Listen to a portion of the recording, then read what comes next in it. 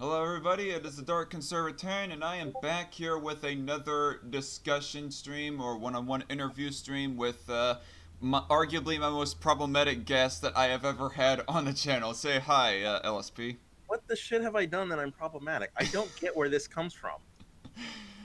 That's right. FYI, people, we've been like talking shit at each other back and forth off air. It was some real serious stuff. I'm glad. I'm so glad that you could not witness it. That you weren't there to witness it. It was just absolute cancer and utterly uh, chaotic and so forth. And hello, Crod7435. How are you doing? Focus camera, please, Oh and shit! thank you. Can you shoot me the link? Because I don't see it on your page. I think it takes a little bit for it to actually Oh, okay. for it to I want to see actually these fools initialize. shit talk me, so I know who to put on my list. Well, if this was like a debate stream, I would have like yeah, it's not popping up for me either yet, anyways. But Oh yeah, well. if this was like a debate stream between you and someone else, and I was moderating, I would just tell the advise the debaters to not look at the chat at all in general because I ultimately got chewed out for being way too heavy-handed on the chat and what they were to say between a debate that I moderated between the effeminate degenerate and Don of Two Plebs. Well, I think you should. If you're not going to moderate the chat, what exactly are you there for? Well, I Because moderated. I don't know. Well, I'll What I mean is that okay, I will not moderate it of any insults like overall. Anyways, like Oh, okay. if there's stuff like doxing and bullshit like that, obviously I will Yeah, deal with being it. heavy-handed with that. Yes, I guess I should clarify that. But anyway, just to get everybody kind of up to speed on what this live stream is, it's just a discussion stream, one-on-one discussion slash debate stream that me and Lispy, you don't mind if I do nickname you Lispy as some people have I given you? don't really care. Okay. Lispy, LSP, whatever you go. Um, So anyway, I shared like one of the videos, my most recent response video to Owen McDonald talking about rights and what rights that people have and so on and so forth. And then I shared it even on Lispy's Discord. Here, let me close down Discord because it's gonna be annoying everybody on the stream. Um, but yeah, I'm in Lispy's Discord server. Yes, castrate me for that. But I shared my video on his Discord server, and then he decided to ask me some questions about it. And of course, it was kind of late in the day at the moment that he was talking to me, so I thought, I'm not in the mood for this right now. Could we have this on a live stream, LSP? And he agreed to it, and so here we are. I guess I should at least pull up Discord to like get back to the context of it. You're going Essentially, to have to go far back. not too far back. It's not as far back as I had to go through to go to the messages of Blaine Tolick on his Discord server saying that he unironically wants to kill Muslims and commies. Oh, it's July 20th. Actually, it's not as far back as I thought. Yeah, Yeah. my question: do you have a right to an attorney if you cannot afford one and you've been charged with a crime? And you say technically no, much less a natural one. I ask, are natural rights the only rights you have? You respond, yes. I don't think that military police protection are a right, really, but just because a thing is a right doesn't necessarily determine whether or not something should be granted or not. Okay, so Yeah. in your ideal world, would people who are charged with crimes be provided attorneys if they cannot afford one? I think that overall they should. But by the way, people, we're going to be talking a lot about positive and negative rights, and technically, I don't really think positive rights is really a right, much less a natural right. But here we are with the terminology and conversation and so forth. But yeah, I do overall that think that it is a necessary evil, shall we say, for a person to be provided an attorney, especially if there is plausibility that the person might be innocent. Uh, I'm kind of, I guess you could say, apathetic as to whether or not somebody who is like beyond the shadow of a doubt, proven to be a school shooter, whether they get an attorney or not. In fact, almost would Why prefer not? that no tax dollars get wasted on them. Why not? Yeah, Because don't you think people? Well, I mean, that's like already a scary precedent. Yeah, I would want people to know their rights. I mean, do you want to give the state this kind of power to just hold people without advising them of their rights? hold people without advising them of their rights. Well, at that point, I would ask: does a school shooter really have rights? Have they rights Yes. become null and void after they have shot up a dozen people or something like that? Their rights become null and void after due process. They're afforded due process to determine if they are in fact guilty. Right? You can prove this beyond a reasonable doubt. That's our courts. It's one of the best checks against centralized power we have. It's the power that people have. It rests with the people to have a fair trial, with a jury of your peers, and to have your rights afforded to you.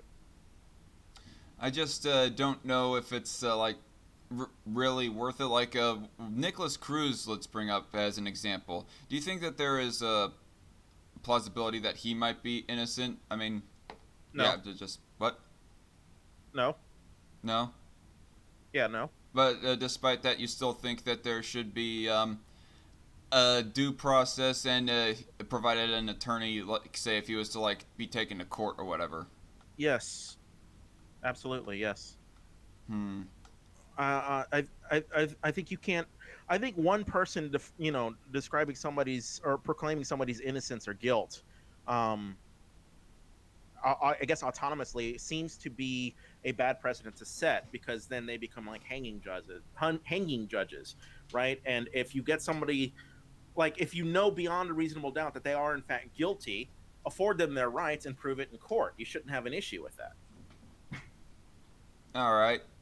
I mean, if it's particularly if it becomes like a speedy process. Damn it! I'm sorry, my chair keeps sinking. No, it's all right. And if anybody hears a background humming noise on my end, it's because I have the fan on. Because what is the temperature right now here in Kansas? I don't know. So last it was 80 degrees, and right now it is come on, phone. It's 83 right now, so it ain't that bad. I think it might just be because I'm on a live stream or something. Um, Public defenders are total garbage. Most people that care about their own legal defense will hire their own attorney. D- um, and I guess that is a point to be made. Can a person pick their attorney? Yeah, if they can afford it, sure, go for it. Yeah, if they can afford it, that becomes the next question. Um, I do think that definitely somebody.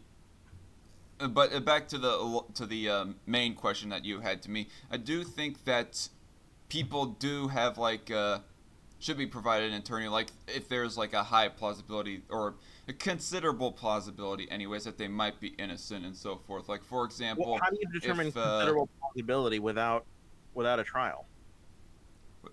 Like, do you just want to skip the trial process and just proclaim people's guilt? well, the question is how many witnesses were there at the time and brought up their testimony, in the heat of the moment, right there. Nicholas Cruz, we can the Parkland shooter. We can there's obviously dozens of people who witnessed that event go down and who it was that done that. I mean, I he mean, escaped with a bunch of students in the school. Like, I don't know. Like, he I, what? I don't I don't doubt that he's guilty. But the idea of stripping all due process from him because we just know he's guilty strikes me as arrogant and a little bit scary. Like, do A you really dangerous want to precedent. avoid this kind of? Well, yeah, you can hold him. Sure, he's a dangerous person, and you can hold him until his trial if you determine that he's No, no, dangerous. no. I said I'm not saying you have to let him free. I'm just saying proclaiming his guilt and his punishment before he's been advised of his rights or before he has a trial is a scary precedent to set.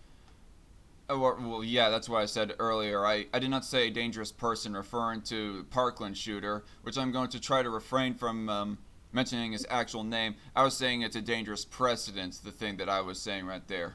Oh, I'm sorry, dangerous precedent. Yes, But in which case I agree, it's a dangerous precedent.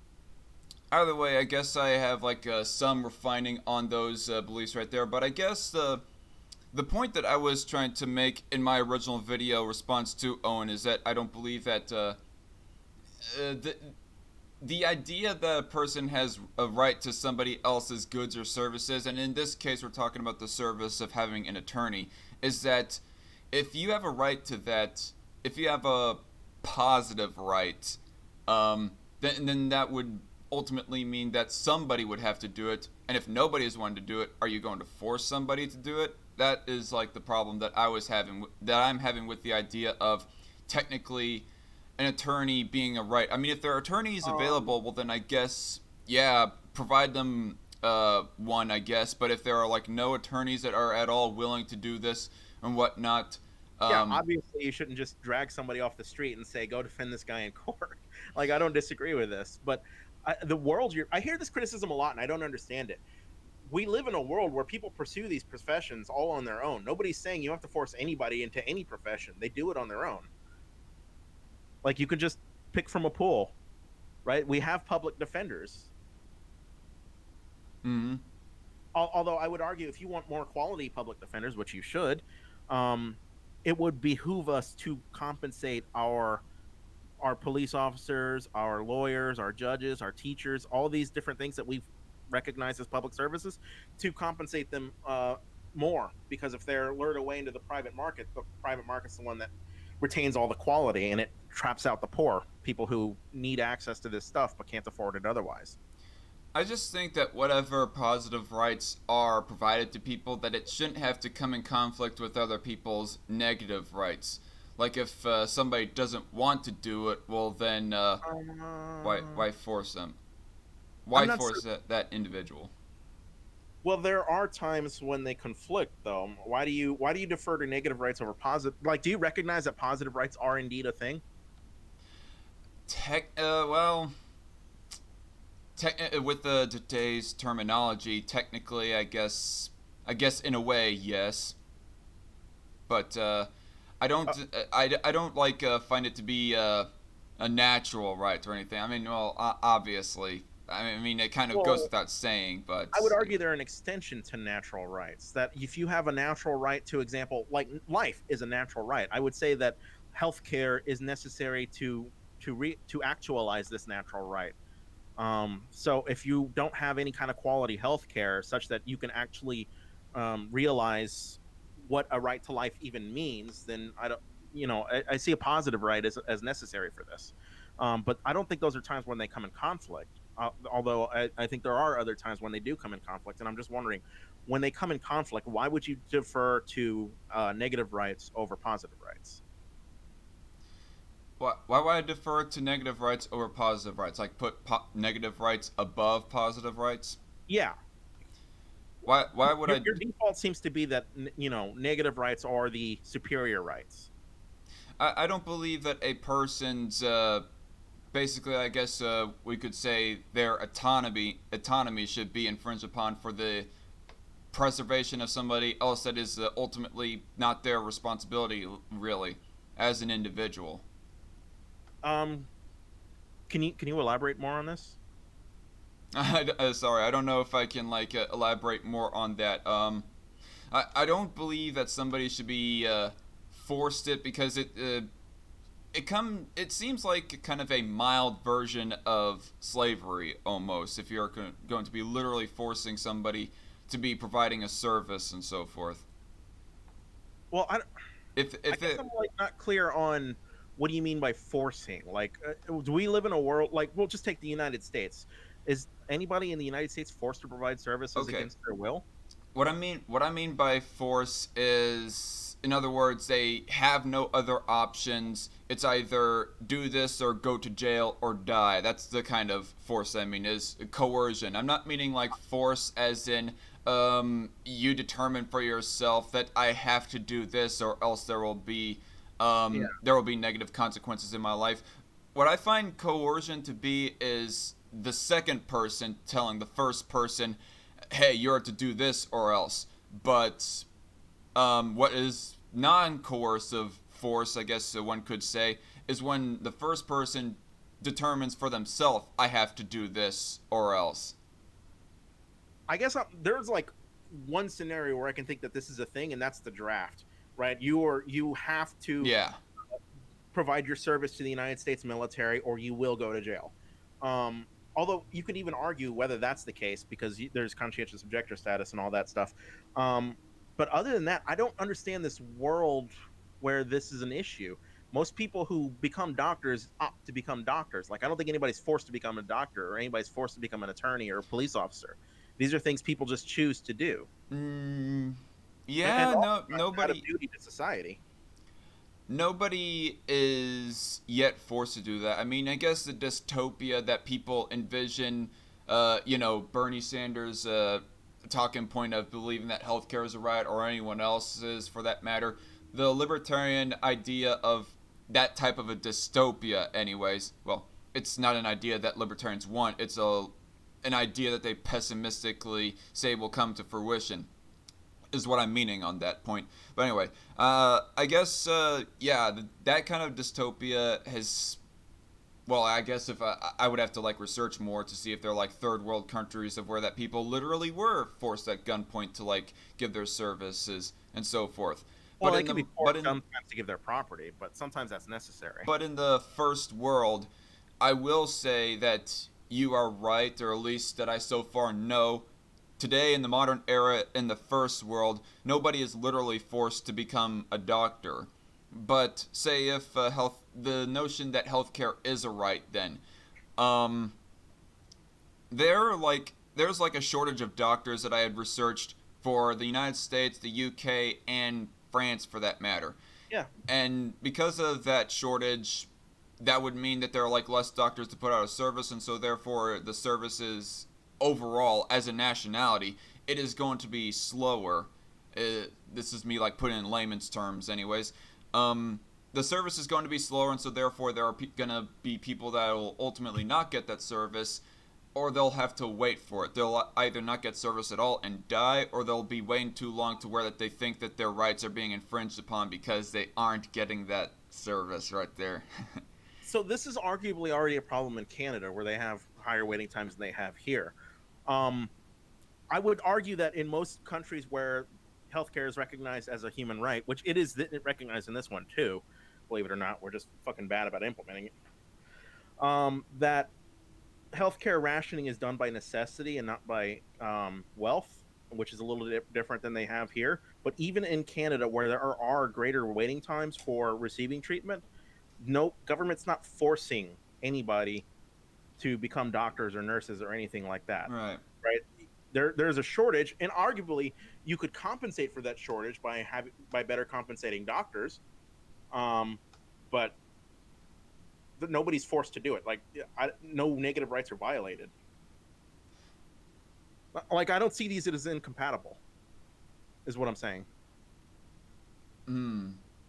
No negative rights is violated. But say if, for example, the government was to like nationalize the entire healthcare industry, like basically all private healthcare organizations, be it hospitals or insurance companies and so forth, are being forcefully seized by the government, and therefore those healthcare organizations are under new ownership. They go from private to public ownership. That would be where I would say that the infringement of negative rights would be. So when they start, because technically, okay, and everybody is like mentioning in the chat here about taxes, which, yeah, if we were to go off on a limb, the idea of taxation itself would be an infringement of negative rights, but we're taking this issue like one at a time, people. I mean, taxation and what to do about it, that seems to be a little bit more next level than what me and Lispy are trying to tackle here at the moment. Anyways, we're talking about everything outside of taxation. Well, like for example, talking about people's businesses. If you were to like provide, say, a Medicare or Medicaid type service, that would not necessarily require the infringement of people's negative rights in the ownership of their own company. You just create a new organization that is owned under the government to provide a service. Like, for example, the VA, even though lots of people, yes, will say that the VA is highly inefficient and perhaps should not exist at all, but yeah, that's what I say about that. And, but outside of the infringement of negative rights, what should be done in the public sector, I look at it as more of a cost and efficiency type thing. Like, is the efficiency or lack of efficiency, rather, really worth the cost and so forth? I don't know if I'm like making much sense because I am getting a little bit rambly, but you there, LSP? One second. Oh, he's left, folks. Um, One second here. I'm gonna pull back up Discord. I do not know what the heck happened there. Da, da, da, da, da, da, da.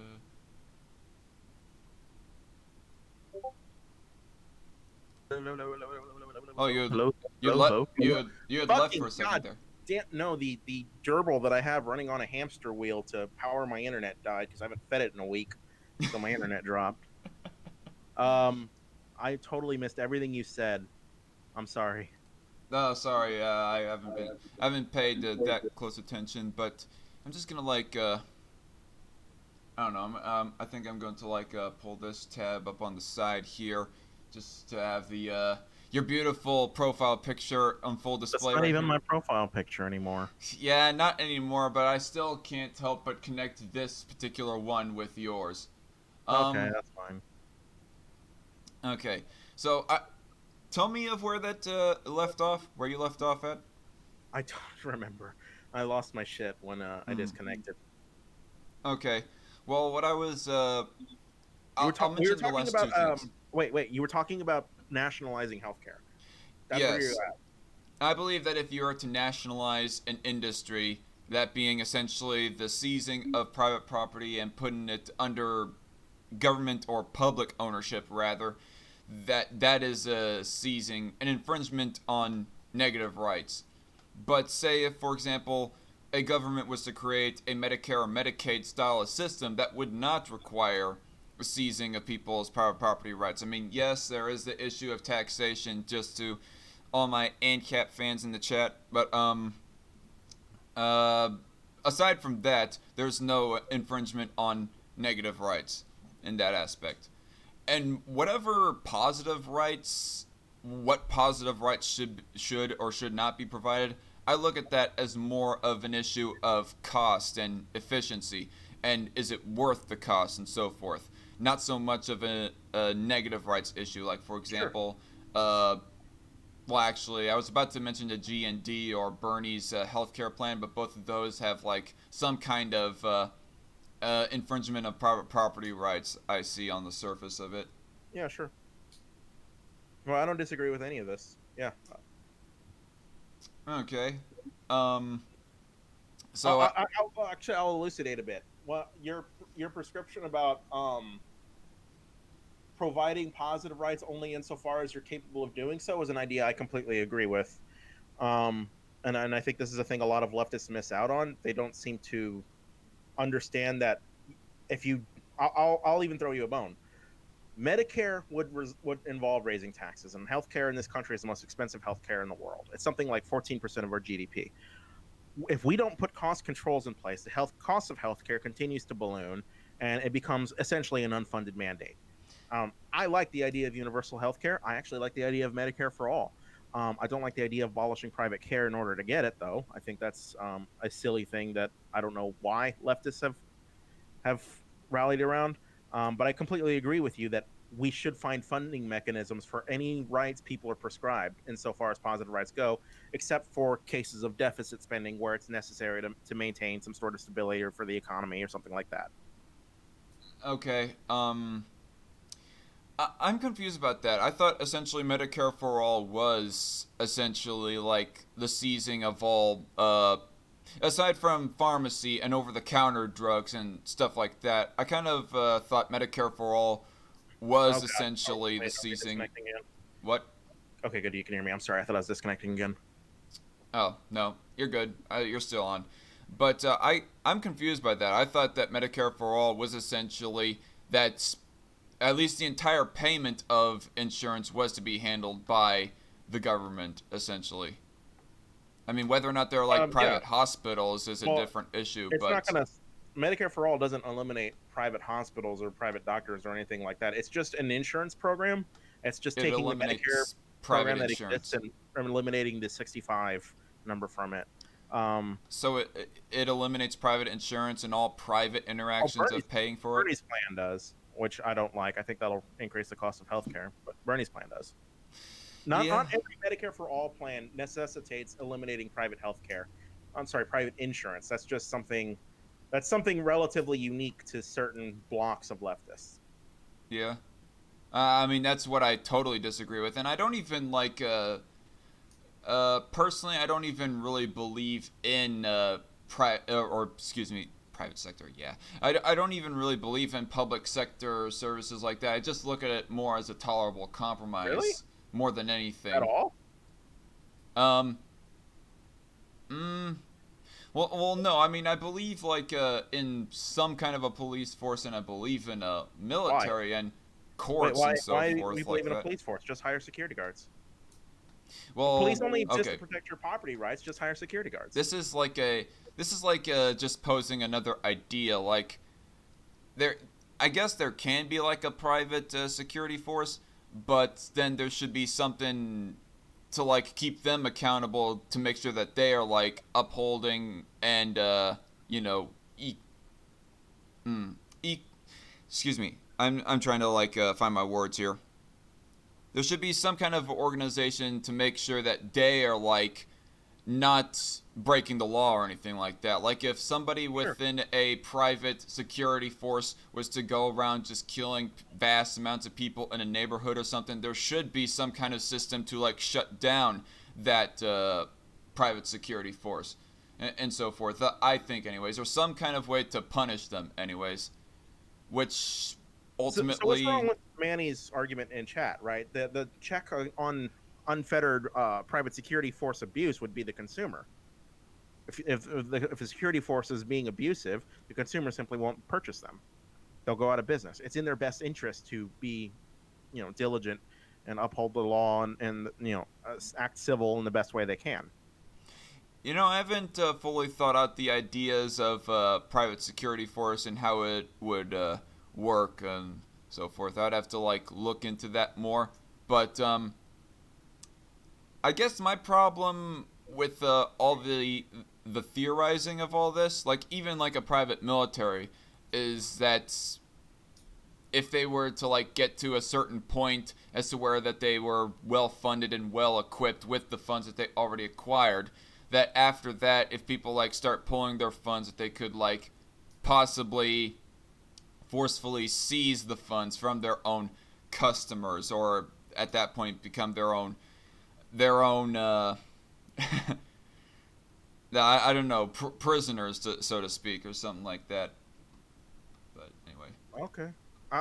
Do you really believe this? I don't think you're entirely convinced by this. Like, you don't sound like you're convinced by this. I'm just like You mm, sound like you're thinking out loud that you hadn't really thought this through.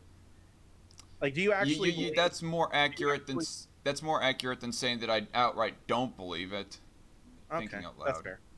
I mean, this isn't like an official So, debate. This is so let's. more what. Yeah, we're bouncing ideas. So, I mean, let's say we live in this world where we abolish police, right? Dark conservatarian is dictator of the United States, and he abolishes all police forces and says, hire your own security, right? What happens to somebody who's poor and impoverished and can't afford to hire their own security, but is constantly a victim to robberies and raids and burglaries and all sorts of different property crimes that normally police would be there to protect? Hmm. That is another question. Like, if they cannot defend their own, They can't and even by the afford way, a gun. technically, I don't think that they have a right to that service, but unless they're like able to actually buy their own weapons or defend themselves, then ultimately, I guess the grim situation would be is that they don't have I, any service or whatnot to protect their right to life from another person that's looking to kill them. Wait, what do you mean? Okay, can you define right for me? Like rights? Like if okay, so if government is obligated to provide it, is it a right? If government is obligated to provide it, no, I'd say right now not. So what is a right? What is a right? How to Yeah, put so I it? mean the How to scenario I put it in provided, you I'm sorry, what's that? I don't know exactly how to put it in words. I would have to like think of the exact way to put it in words. I just conflate rights and liberties with one another, and then I conflate rights and liberties and freedom with one another, kind of. Just Sure. But I think these things can only be actualized by proactive measures being taken to protect them. Right? You have a right to freedom and liberty. This freedom includes safety, and sometimes this safety can't be achieved as a single individual who's just left to his own vices because everybody faces different circumstances. Not everybody has equal access to different institutions or jobs or different things, right? Some people are poor. It's just the way of the world. So it would behoove us as a collective to come together and agree that maybe everybody's property should be protected, and maybe we should collectively fund a security apparatus to protect it for all of us. Does that make sense? Like, you still have a right to property, you still have a right to life, you have a right to freedom and liberty. We've just figured out a way to best safeguard all these rights you have that Mm-hmm. otherwise would be infringed upon without. Yeah, that's kind of the belief that I hold, that it is basically the government's duty, even though like a good portion of the time the government is either inefficient at doing that or they just plain outright don't do it and maybe even do the opposite. And that Well, is not to always. preserve people's rights, even though like. Government's pretty good at maintaining a military, maintaining a border, maintaining police. Like, these are things we generally trust them on But and would then prefer a public option as opposed to a private solution. people abuse that military to infringe on the rights of like foreign people that have not like infringe on anyone else's rights. Well, And fuck, we gotta spread democracy, dude. innocent civil innocent civilians get caught in the line of fire or outright get actively executed by Sure, military and but so forth. But so this is the thing. got to spread democracy. Yeah, that's I don't believe in that. I Would don't know you about would you, you but rather? Well, I don't know. Would you rather a public military defending your border, or a public military that has a vested interest in your safety, or a private military that can be bought? hmm. Like, Russia is invading the United States right now. Do you really want them to be able to just buy your contractors? I believe that there should be some kind of military to protect the citizens within a given jurisdiction from outside invaders, outside dictators, so forth. Okay. So you do believe in some positive rights then? Yeah, but I just don't technically consider them to be right. Is the only thing. What would you call them? Like, you believe this Privileges, is a better privileges. Let's thing? put it that way. Privileges. Okay. What's the difference between a right and a privilege anyway? A privilege is something that you are um being actively and I would say consensually given by another individual. A right is just something that does not need any active action on the part of another person to provide you. Okay. I think I can agree with that. That's pretty good. Mm-hmm. Okay. Um so I And by the way, just to all of you in the chat, sorry I'm not going to be able to get to all of you guys' chats because this conversation between me and Lispia is going kind of fast, and you guys are like typing a lot. So I'm sorry if I'm like overall ignoring you. No, just ignore them. J- Nobody j- cares what chat says. no, Especially no, no, Danny built. no, no, no. I just pronounce it Manny K built, but anyway, don't listen to Liberal Sanity Project, y'all. I love you all. But JC Armitage says rights cannot be given; they are only natural, i.e., do not require the labor of Well, others. Yeah, essentially they that's can kind be of how. given. They're positive rights. They can be given. Like, I don't. He's wrong. That's what positive rights are. They're rights I that are I, given. I think that's again he would like to describe those more as privileges, just how I kind of describe them more as This is such a privileges. semantic argument. Then, okay. Yeah, I guess it's more than anything a This is semantical like, argument. okay. Tell me if you agree with this. Donald Trump took away the right of trans people to serve in the military. Do you agree with that framing? That they have a right to serve in the military. Do they? Um, Is serving in the military a right or a privilege? Like this is a privilege more than like anything. this is Although I would like look at that at a different area. Like in our last live stream, I pretty much explained to you how I believe in like egalitarianism and that the public sector is to equally recognize people's rights and so forth, regardless of their identity and so yeah. forth. Egalitarianism is a good thing.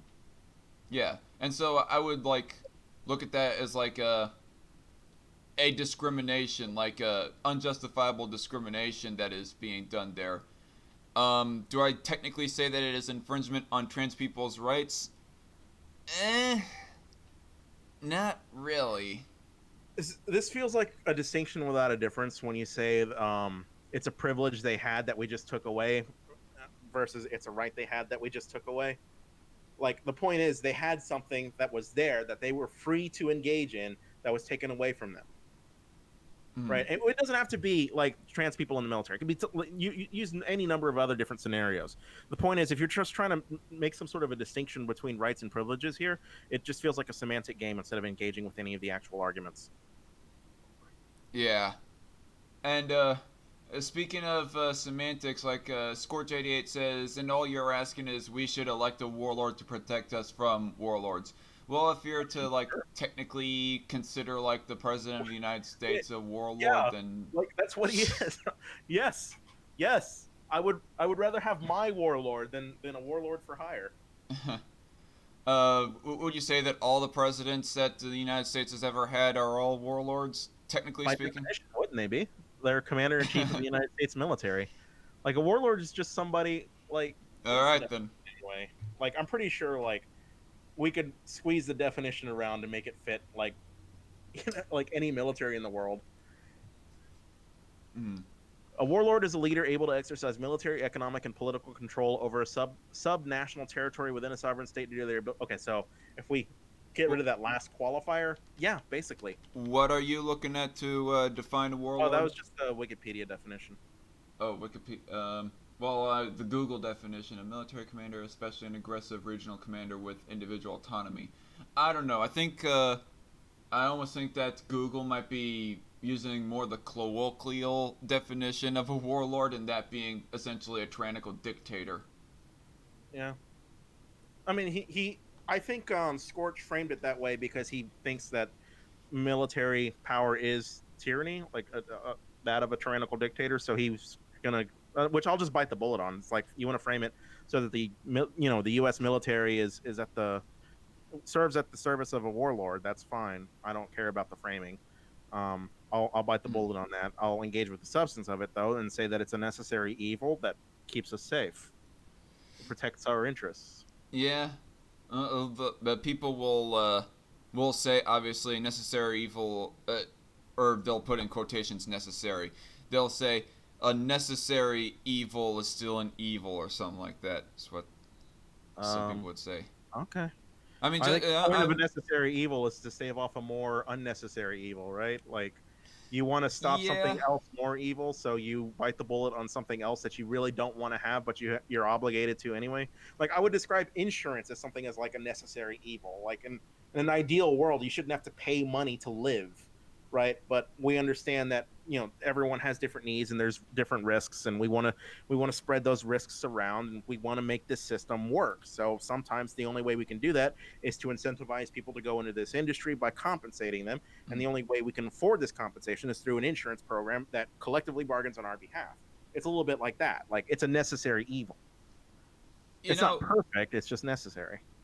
and speaking of rights and liberties and all this stuff, I want to like rewind back to some that we were saying off air, to where that I was like saying essentially that a right-leaning belief that you have is that you think that businesses do have to the right of association, and then you said to an extent.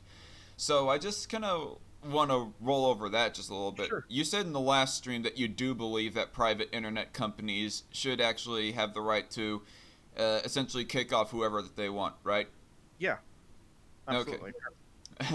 Yeah, I remember seeing on Twitter one time you tweeted, "I have been kicked off of Twitter again. Internet Bill of Rights right now," and I thought, I wish Rand was. he's got to be trolling right I was now. trolling. I don't actually, dog. It's Twitter. Twitter's not a human right. Like it's a website. I don't have a human right to a website. I'm not paying for the servers. They're serving me. I don't pay them money. I got to abide by their TOS, and I didn't, or at least to them I didn't. So that's what it is.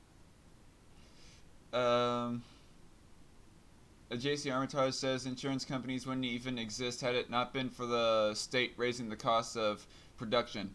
Yeah, that's another thing that I gotta research is the government regulations or whatnot that got us to the situation that we are nowadays, to where people like say back in 2008 and 10 were saying we need like Obamacare or so forth, so on and so forth. Oh, we did. Oh, Ryan says hi. Hello, Ryan. Um, I think Ryan's in my Discord, isn't he? Hi, Ryan. Ryan, how? If you're that same Ryan that I think is in my Discord, hi. Mm. So you say to a certain extent you're for freedom of Yeah. association. Like, what is the areas that you think people do not have a freedom of association?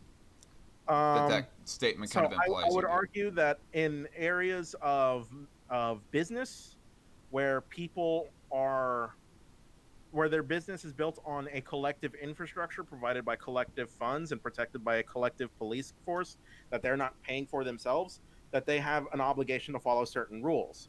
And some of those Mm. rules that I think should, like, it's like a terms of service, right? You want to open your business here, abide by our terms of service because we all collectively funded these roads that you're going to be using.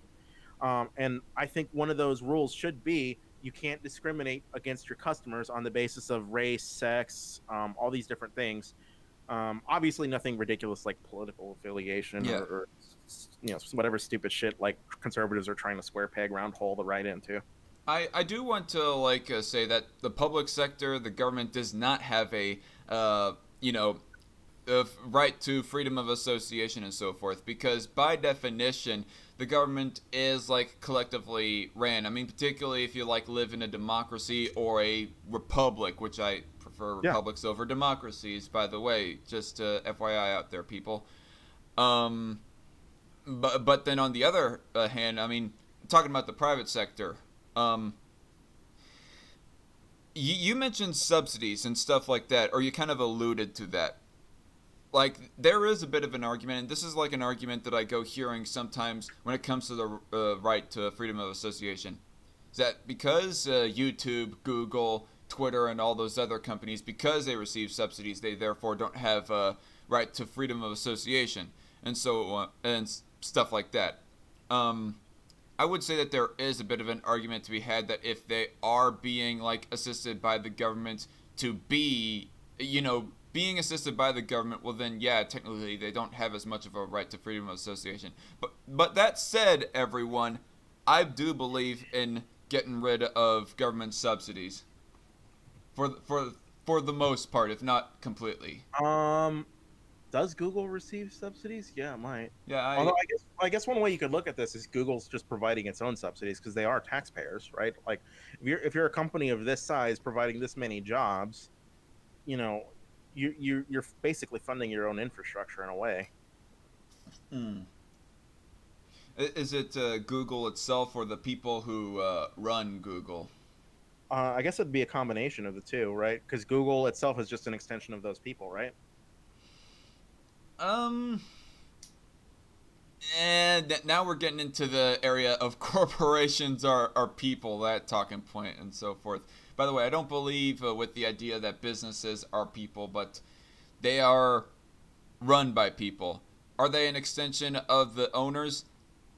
Um, I don't know. I wouldn't know how to frame that, honestly. Um, I would have to think about it. I mean, I don't know. Like to a degree, we recognize them as entities separate from an individual, right? Like they are taxed differently than individuals are taxed.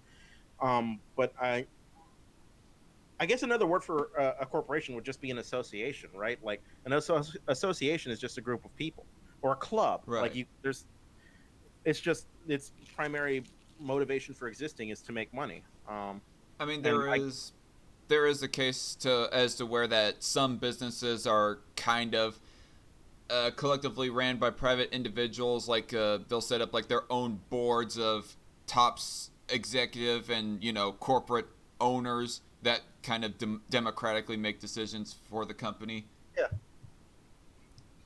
But yeah, To be honest, um, I hadn't thought too much on it. but the So but the let's figure it out later. running Okay. But the running and ownership of a business like that falls under that group of corporate execs and so forth. Um, 816 million according to subsidy tracker, says Manny K. Built. Is that the amount of subsidies that's Alphabet and Google says.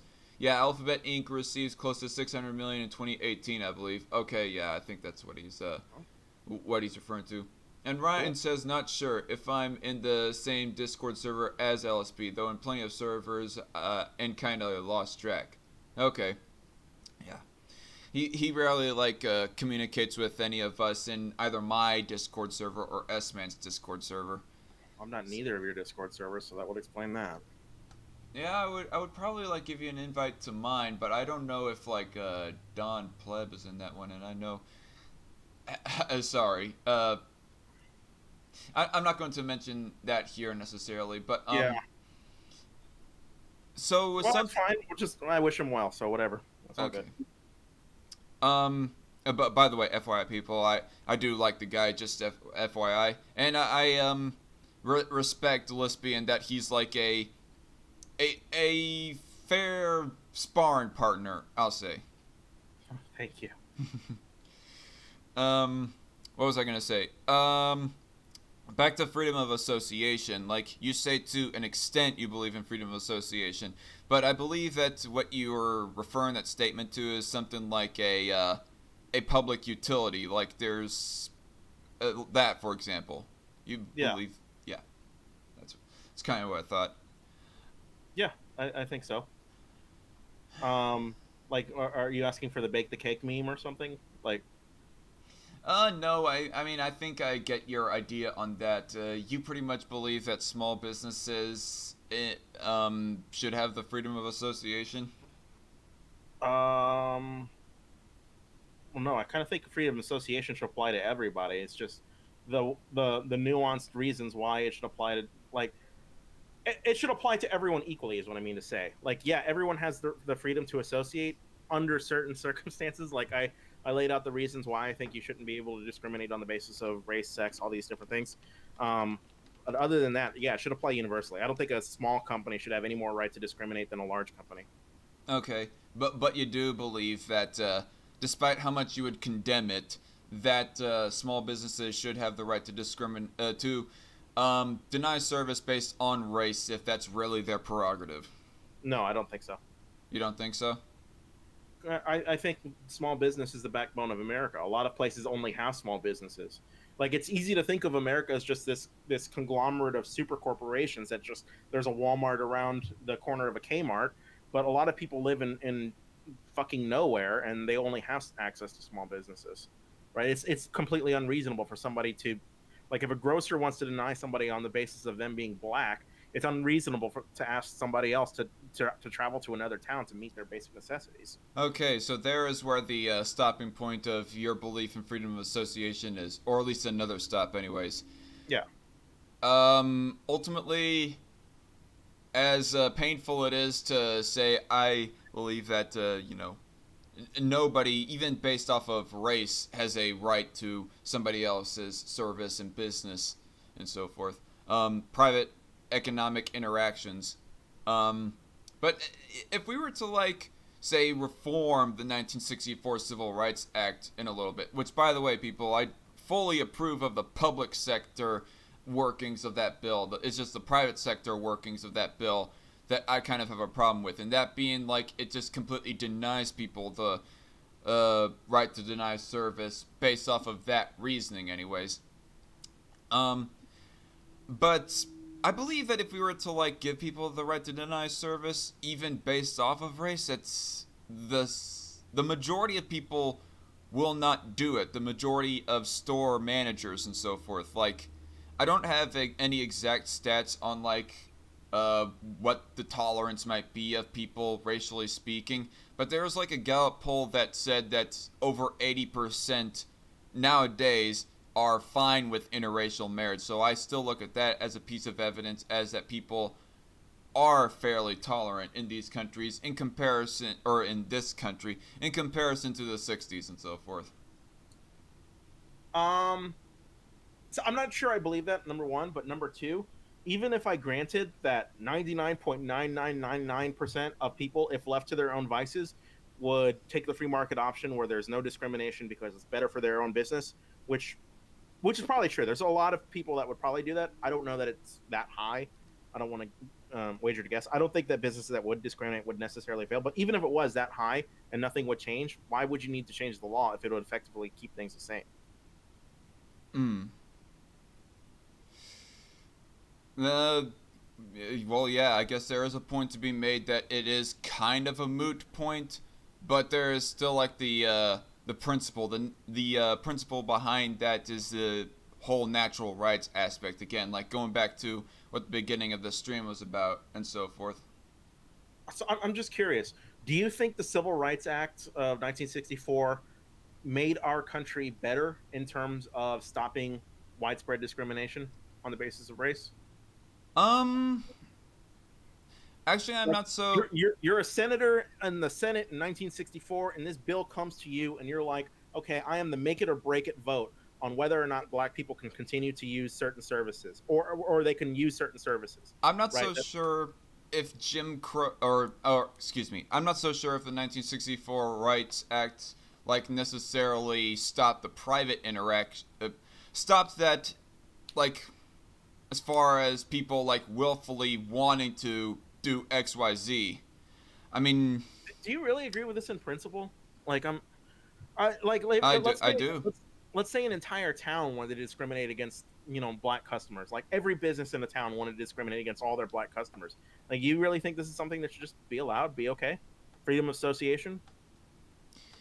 Like do you Yeah, think and it, I don't see the absolute mass harm that would be done to it. Yeah, the person can like point to me all the anecdotes and so forth, but still, as an overall, yeah.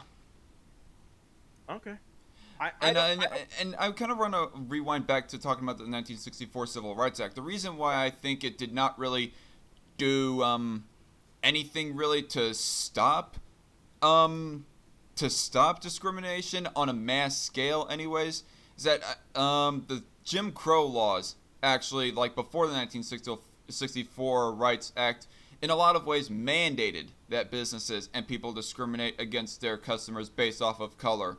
So, what I think that definitely should have been done first before like taking people's right to deny service away completely is to give them the ability to not discriminate if they want to, because they were mandated to discriminate opt-in beforehand. integration. What? Um, yeah, opt-in integration, which I find funny as a concept. Um, No, like even if I accept the principle that government did mandate a lot of this, Jim Crow laws were a thing, right? But it's Yeah. only because the majority of the populace was racist enough that they could impose this mandate on private businesses. I don't believe that if private businesses really wanted to just be integrated and they were just being overruled, I don't believe that we would have had circumstances happen the way they did, right? And I'm not so married to an ideology that I would sell out, like that I would just like let the consequences run free in the name of sticking to a single principle. Like I'm a utilitarian, I guess. So if you've got a town where a sizable Black population are being discriminated against wholesale and they can't engage in business, they can't do anything, their entire livelihoods just fall apart around them because of the actions of a collective. It would seem to me a good thing to make the collective behave themselves, to integrate, um like because the consequences of just letting them freely associate, air quotes, to discriminate are worse than it would be if we just forced everyone to get along together. I know that sounds weird. Does that make sense? Uh, sure. I would have to like look back on this stream to fully digest everything, but still. I'm sorry, I can repeat that a different way if you want, Go oh, ahead. here, Go I ahead don't if mean you'd that to like insult you to. or anything. Go Huh? ahead and do so if you'd like the, to. But I'm kind the of diverting. consequence I'm the kind of diverting consequences the of attention back and forth between you and the chat. But go on. the consequences of allowing segregation are worse than the consequences of forcing integration. Right? Okay. Well, I guess we'll not know for absolute certain, or at least in recent history, anyways, because the government did not allow it for it to be observed. You know. Uh, as far as how as far as how Jim Crow laws were applied. So I guess we'll kind of like move on to a different subject, Yeah. like rights and liberties and freedom of association aside. Like tell us as to why it is that you are not too fond of Sanders. Oh God, where can I start? I don't like people who praise communist dictators. Just as a general principle, if you have to say that, a lot of people say Fidel Castro was bad and he violated people's rights and all this other stuff, but they're leaving out all the good things he did. Like, you're a piece of shit. You would never, like, if Donald Trump did this with Adolf Hitler, we'd lose our minds. It wouldn't be okay. We understand Adolf Hitler is like the literal embodiment of evil at this Mm, point. So I don't like that Bernie Sanders had lavish praise for Fidel Castro or Daniel Ortega or any other communist leaders from Central America. Um, yeah, he's done a lot of shit that I don't like. It's a matter of character, much less than policy. I don't like that he voted for the 1994 crime bill, but criticized Hillary Clinton and has I criticized say, Joe Biden hey, for. pause a Yeah, moment, JC Armitage. But aren't you a communist, LSP? dog, I'm more capitalist than most conservatives. Yeah, I have to disagree with that, JC Armitage. I mean, you're at least more.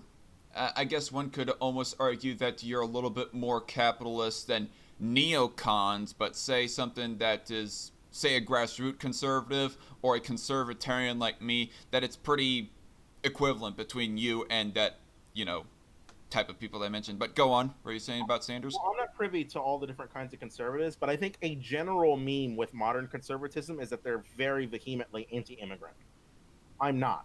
I Hmm. recognize that immigration grows the size of the economy, lowers crime, grows the size of consumers. There's a lot of good things that come from immigration that I don't think most conservatives recognize or want to recognize.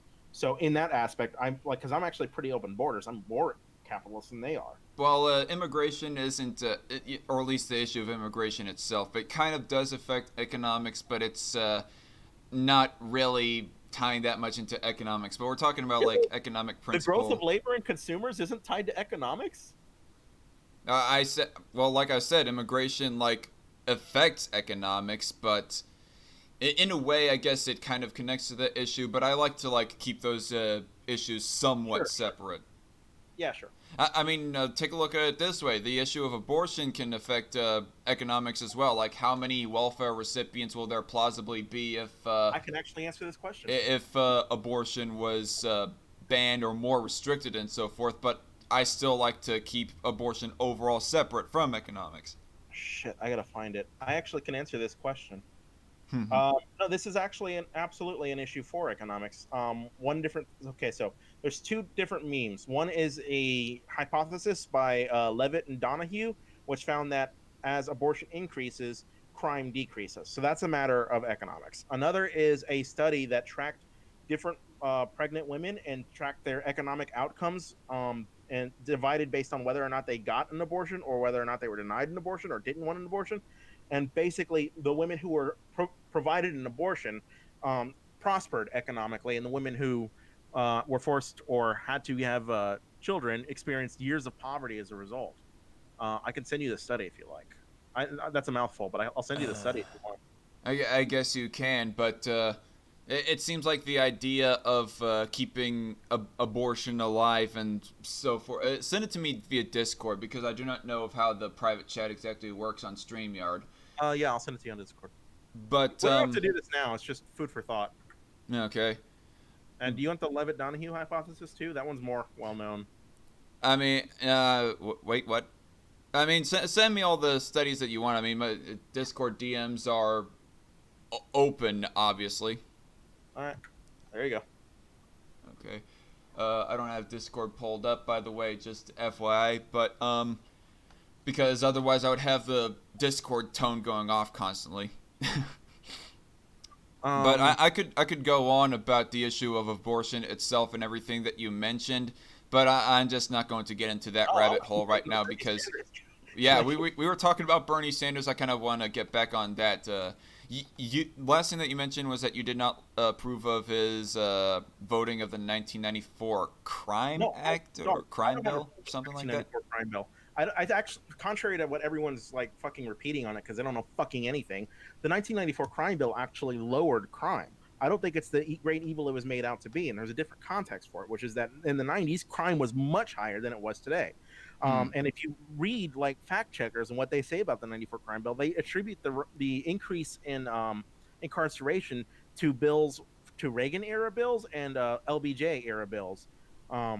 Basically, it was a trend that had been going for decades prior to the 94 crime bill. That's not what bothers me. What bothers me, though, is that he votes for it, but then condemns or criticizes other people for having supported it as well. As if to say, the reason I supported it was okay, but the reason you supported it wasn't. And that's just having your cake and eating it too. Oh That's boy. my problem with Bernie Sanders. So essentially, he was kind of being just a little bit partisan on that issue. One could say. Oh, no, because it's a Democrat bill. So I'd say he's No, no, no. anti-partisan. Wait, what? Sorry, what? It's a Democratic bill. I'd say he's anti-partisan. I just think he's a hypocrite. But I can give you like tons of reasons. Um, God, a lot of them have to do with his fans too. Um, here's Although another one. that's kind of a little bit of a guilt by association type thing. Like I don't really hold Don Pleb responsible that much for his own fans, which I got kind of my ass chewed out by a few of them. But that aside, anyways. But Um, I yeah, don't hold I'm Don not that guilty of that. I don't hold Bernie Sanders responsible for his fans. I don't mean that. I just mean I find his fans insufferable. But so here's another example if you want it. You've got Bernie Sanders who regularly criticized Hillary Clinton during the 2016 election by insinuating that she was backed by moneyed interests, that she would vote or she would only have the interests of wealthy donors in mind because she'd been buddy or but up to Wall Street or cozy with Wall Street or whatever. He had some reasons laid out for this, but he's also voted for Wall Street deregulation. That wasn't just unique to Hillary Clinton. Hmm. Bernie Sanders also has his hands dipped in that too. And is there a reason? Is there a difference between the two? Maybe. Um, but again, it comes across as it's okay when I do it because my reason's better and your reason's not, and it's just that kind of attitude bothers me. Mm-hmm. There's so many, there's like so many different things I can go. I Um, I really hate him. if I could like mention some things that you mentioned to me over Discord about your script for an upcoming video that you're wanting to make about Bernie Oh Sanders. yeah.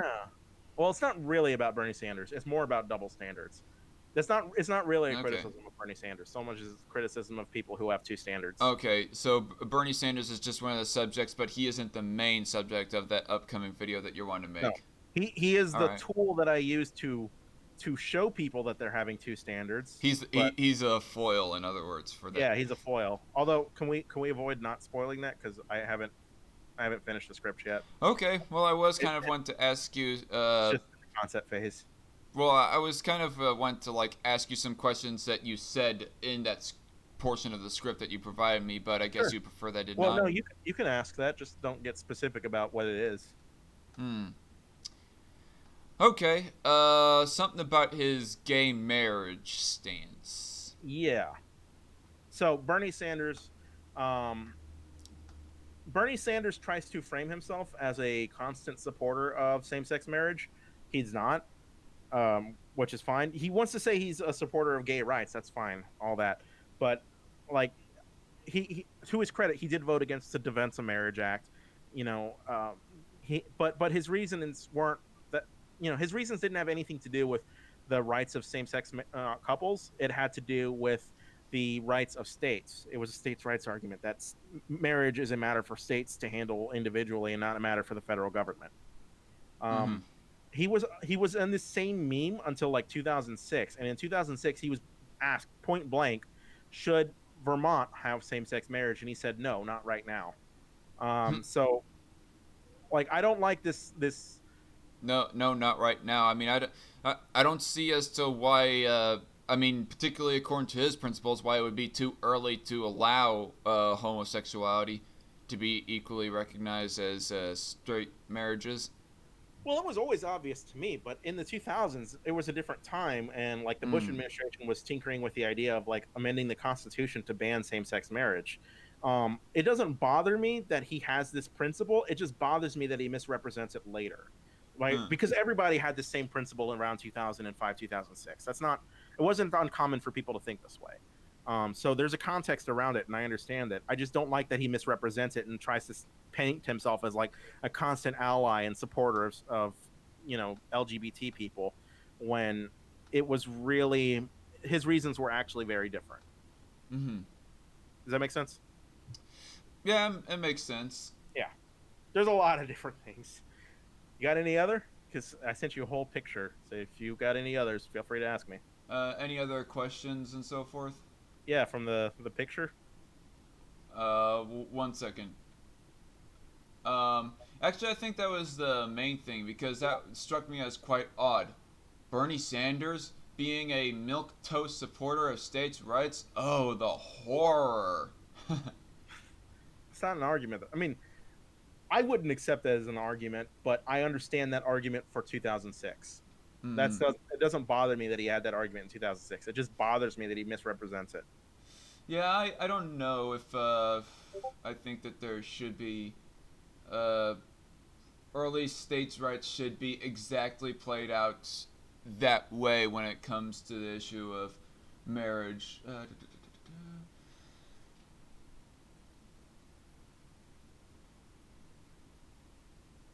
Hello?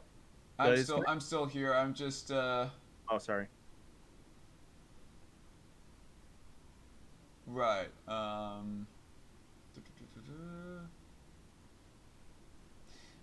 No fly zone in Libya. Yes. Okay. Tell me about that and regarding So a Sandy. constant meme with Bernie Sanders is that he's always been on the right side of history when it comes to foreign policy conflicts. This isn't true. But Yeah, even the Daily KO's article that I had read about the guy said that he isn't exactly the most anti-war guy. And Daily KO's is a fairly yeah, left-leaning website too, by the way, people. yeah, he supported intervention in Kosovo. He supported intervention in hell. He supported the resolution in the '96 and '98 that said we should overthrow Saddam Hussein. It's just that it was non-binding, so he didn't have to get his hands dirty. Um, but like in Libya, he was one of the co-sponsors of a resolution saying that we should overthrow Gaddafi and put in a no-fly zone. Um, and a lot of people like try to like defend this by saying, well, it was a non-binding resolution, but this resolution called for the United Nations to institute a no-fly zone. So this argument that they did everything Bernie Sanders asked for, but Bernie Sanders doesn't have to be dirty for it because it wasn't really binding, just strikes me as silly. Like he called for it and then he got it and then he's trying to run away from the responsibility for it. And I don't think you should. Um, yeah, he supported the no-fly zone in Libya, which is fine. Support the no-fly zone in Libya. I don't care. Like I actually think the no-fly zone in Libya was a necessary evil. It was a good thing, but just don't run away from it later. Own your shit, dude. Wait, so you're supportive of Hillary Clinton in that area in 2016 or something? Absolutely, yeah, Oh, jeez. yeah. 2011 dog. There was a serious threat of a massacre. Like Muammar Gaddafi is a dictator, and when there was a popular revolution, there was serious worry that he was just going to massacre his people with his Oh military, wait, his air sorry. force. I'm my bad. I'm conflating Libya with Syria. My bad. 2016 back in 2016 the no-fly zone was more applied to Syria than Libya. So my bad. But are you for the no-fly zone in Syria that was proposed in Yeah, 2016? I am. Although I don't think you could justify it today like you could in 2016. But Oh yeah, I god. am. Me personally, no, I don't think that that is a conflict really worth getting in personally because I do not see the direct effect that the civil war in Syria is having on the United States and the lives of its citizens. Well, it gave ISIS a homeland, right? Like the regional Okay. instability produced by the Syrian civil war allowed the remnants of Al Qaeda in Iraq to reform and behead some Americans for us on national television. Like we got Well, propaganda out of this area, I so I guess think there is an interest. I guess there is an argument to be made. Okay, yeah, I forgot the aspect that ISIS is in Syria. Like, there's so many factioning sides in Syria, it's ridiculous. ISIS, the Assad regime, the freedom fighters. I think the Kurds might be in Syria as well. Yeah, I'm in not so. northern Syria. I'm not so sure, but yeah, I mean, I guess there is an idea to be made that maybe ISIS should be destroyed in Syria, but when I think of like a no-fly zone in Syria, that would also affect the Assad regime as well. And of course, we know as to how Russia is pretty much allied with the Assad regime. That's one of the bigger problems that I'm having with that. Yeah, but I Like don't live in the ISIS, fear of the shadow of Russia. I don't Sorry, understand people who do. sorry, what? Yeah, but I don't live in the fear of the shadow of Russia, and I don't understand people who do. I The don't last meaningful war technically. Russia won was the war against Georgia. Like they're not a threat to us. Technically, it's not a fear of Russia. It's a fear of them like launching nukes against whoever that they please, and then starting a whole like nuclear winter across the world. That's the bigger So concern. we should just let Russia like bully their way around anywhere they want. No, I don't think that. I think that if some kind of conflict is going to have like a direct impact on American lives, and that would be of where that we need to get involved in. Talking about ISIS again, ISIS has like orchestrated, terrorist attacks in the United States, but the Assad regime and Russia, I don't see the evidence for that, honestly. Oh, I would One argue with could. the Assad regime because they violated international law in using chemical weapons on their own people. Well, And yeah, I their own people, not our people, really. so what? They we should just let them. Okay, let me ask you. Right, you're president of the United States, and your defense secretary comes in and says, right now there's a horrible massacre happening in Syria. Bashar al-Assad has gassed 5 to 10,000 people of his own citizens, and the international community is looking for us, and they're begging for assistance. Right, we have to mobilize. He's violated international law. We have to take action. You're telling me no? Um, I guess overall, essentially, yeah. I mean, I don't believe in a appeal to law like that. I mean, particularly when it comes to Then why have international law. laws? What? Then why even have laws? I think laws should be based off of morality, not morality based off of laws. Uh, oh, That's my thought on that. I mean, I think gassing is objective. moral. I want to say like objective morals, morals that can be like almost universally agreed upon within a given group, not We subjective can't morals universally like agree that gassing homosexuality. people is bad. It's bad, but in what Is it interest? wrong?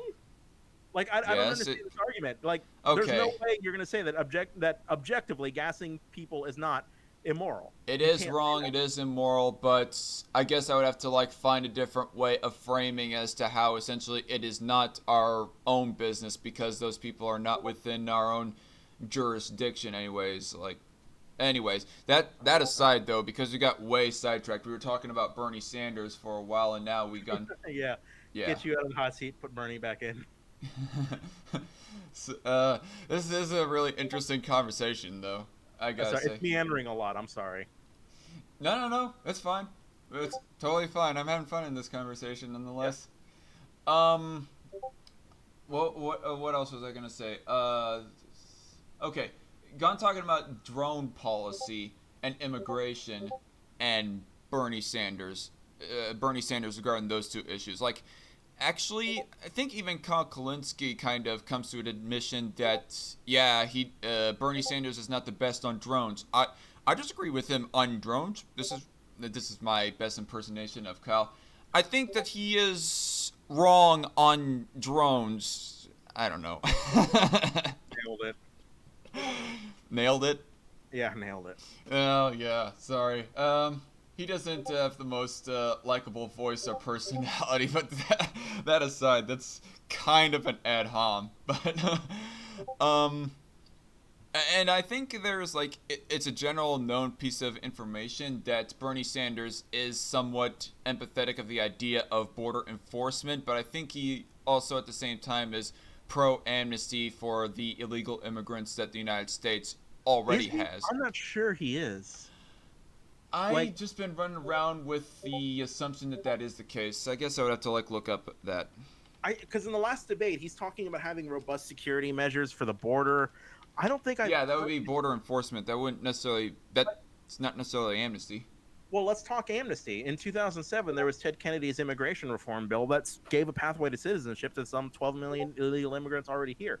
Bernie Sanders voted against it, so I'm not even sure I would say that. Okay, fair And this is point. actually this Fair isn't one point. of those things where I just I disagree with Bernie Sanders' integrity on it. I disagree with him on the issue. He's fucking wrong. But yeah, Uh, all right. Well, that's a fair point. I guess there is more reason to believe that. I'm gonna close down Discord before it drives everyone insane. I think that was all that I wanted to like pull from that can your little chat see your Discord when I send you a message? what? Can your chat see Discord when I send you a message? Let's see. Not unless I was to like present it on my main screen here. Right now on my main screen, I have your profile picture, and then I have my secondary Oh, screen okay. where I have the chat and all Damn. my little bits of information and so forth. So you're not getting that message I just sent you. All right. Well, that's a wasted opportunity. What message that you just sent me was I was this? hoping you had desktop notifications so that, like, when you said you were removing Discord, that people would just get annoyed if I sent you a message on Discord. And Penis. wait What the heck? Are you trying? Are you trying to imitate Mr. Dapperton now? no, I don't. Dapperton's a fun guy. No. Yeah. He be ending off a lot of his videos with penis instead of saying pieces. All right. So there was the drone policy. Yeah. What else was there? The drone policy, the immigration thing, and what else? I think that was it. Honestly, I reached the end of your script there. You go from talking about the policies to then saying that.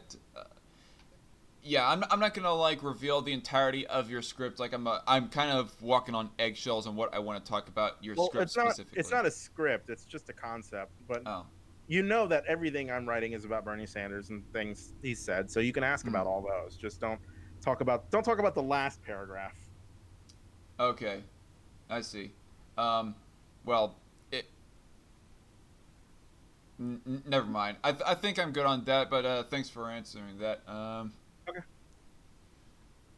Remember, the Democrats speak of less immigration restrictions in the same way that Republicans speak of less gun restrictions. They may pay lip service, but they ultimately don't care about them. Dog, the time it's not lip service. The time to put up or shut up was in 2007 when you voted for the immigration reform package with Ted Kennedy, right? Bernie Sanders didn't do that. He wasn't paying lip service. He actually didn't care enough about immigration reform to vote. In fact, the reasoning he provided at the time was that it would hurt American workers' wages. So he didn't care about the plight of the immigrant. Actually, I can give you another bone here. This is an issue he tried to deflect upon in the debate in 2016 by saying that he voted against it because the Southern Poverty Law Center said the guest worker provisions were tantamount to slavery. That's not the reason he provided at the time. At the time, the reason he provided was that it would hurt American wages. So there's another issue with his integrity. All right. I think that was all the things that I wanted to bring up in this live stream. Was there anything that you wanted to mention? Ask me about? I mean, we're only like an hour and 18 into this stream right now. Not that I can think of, unless you want to go back talking about rights or Bernie Sanders or anything else. No, not that I can think of. Okay. Nothing really except Manny K built in the chat says voting is gay, and that kind of reminds me, like Your mom's gay. Oh. Fuck you. You cannot see I don't know if you can see my screen right now, but this is the bird to you, LSP. I see it. Yeah. Okay, right back at you, buddy. Yeah, come on, show your face, pussy. I think Cabela's glove? No, fuck no. I'm fuck ugly. I ain't showing you my face. You fucking incel. Oh no, I got a girlfriend. I didn't say I was lonely. I just said I was ugly. Fuck. Joking though. But talking about voting though, I do believe that voting is more or less a right, but it's more of a positive right more than anything. Is it? Isn't voting just an extension of speech?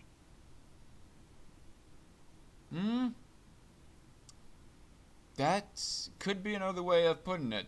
But I just wanted to mention about the issue of voting because I know that some anarchists take a little bit of issue with the idea of voting, and the thing that I have with voting is that a person doing the act of voting itself, the act of voting in of itself does not negatively affect anyone's rights. I mean, what the bill or whatever that is voted upon, for example, that's a different issue. But yeah, the act of voting itself is not really here nor there on how it Um, affects I don't know people's if I rights. agree, because I think voting is in effect violence. It is a declaration from a collective that they want X policy instituted, and it is I their think you obligation just to made follow it. the ANCAPs jizz their pants. No, I'm joking. I agree. I just think it's a good thing. We just disagree on values. Hmm. It's an act of violence. I would not exactly frame it that way. I mean, I try to be as least hyperbolic with terminologies as I Yeah, sure. possibly can. Just me saying personally. I mean, rewinding the conversation, the live stream a little bit back. Um, when I was talking about how forcing people to provide a service that is like a mild version of slavery. Notice that I said like mild version. I mean, Yeah, yeah, that's fair. I think full on slavery is if like a person was to literally own you and force you at gunpoint to do X Y Z, and they, well, I guess it's neither here nor there whether they have to like put you in squalor or not. I understand it's a framing issue. I just don't really care about cleaning up my language to placate ANCAPs. Like they're going to say it's violence no matter what, so we might as well just talk on the same level. Right. And that's fine with me. I understand conceptually how that can fit, so it's not a big deal to me. Yeah, which is I think some of that experience is you being in like what 3 debates on DAP's channel, debating against other Yeah, ANCAPs and so yeah, forth. that was stressful and fun. I don't remember Stressful. that guy's name. There was a guy, a Toast or something like that. Like that is Toast. the precisely the kind of debater I despise. Yeah, I don't remember his name was Toast, I think, but he was like this overly pedantic debater. Like everything had to be like exact to the language, and it just wound up being like this way that there was no real meaningful dialogue to have. It was just annoying. Like Hmm. I have to like take 10 steps back to like cover base all over again every time I talk. Yeah, like I mean, this is like no offense to the person that I am going to be mentioning right now, but just as an example, I one time had Filthy Heretic on my channel, like at the bare end of a news stream that I was doing for Hmm? about 30 minutes or something like that. And I said, I do believe that, say, sex liberties, like homosexuality, transgenderism, orgies for that matter, and drug liberties, that is something that should be allowed. And then Filthy Heretic was all like, I don't think that you should have to go to a person to ask if you are allowed or something along those lines. He framed it that way, and then I was like, all right, Okay. disagree with the way that I frame it and whatnot. And then he immediately said, well, okay, sorry for being so pedantic, but still. Like that's annoying, dog. I sympathize with that. Like, do you really have to take steps back to explain that you mean consensual? Yeah. Like, that's just a waste of time. It should go without saying. Fuck. That's just annoying. I mean, if a person I say that if a person does not have to go to another person to ask them, hey, can I do this? If they don't have to do that, but they're still essentially being allowed to do it, they're being allowed by everyone, essentially. Not being I coerced guess. by anyone. Anyway, I think this is where I'll wrap it up, anyways. Do you have anything to say in closing, Lispy? No. Other than congrats on your 500 subs, dude. That's a big deal. Good job. Well, thanks.